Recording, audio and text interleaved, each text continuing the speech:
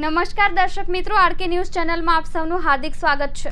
Ankleshwar જીઆઈડીસીમાં garden city road ઉપર આવેલ Lions international સ્કૂલને તસ્કરોએ નિશાન બનાવ્યું। ઓફિસમાં રહેલા કબાટ તોડી તેમાંથી રોકડ રૂપિયા 80,000ની ચોરી કરી ગુનાને અંજામ આપ્યો હતો।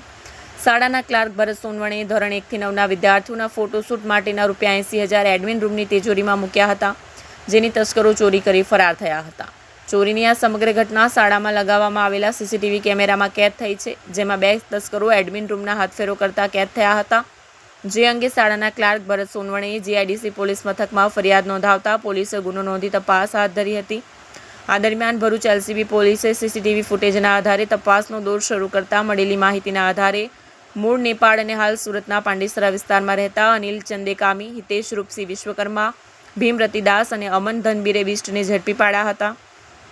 પોલીસે ચોરી કરતી નેપાળી ગેંગના સદસ્યોને અંકલેશ્વર લઈ આવી જીઆઈડીસી પોલીસના હવાલે કર્યા હતા અને તેમની પાસેથી ચોરીના રૂપિયા રિકવર કરવા માટે રિમાન્ડની તજવીજ શરૂ કરી હતી।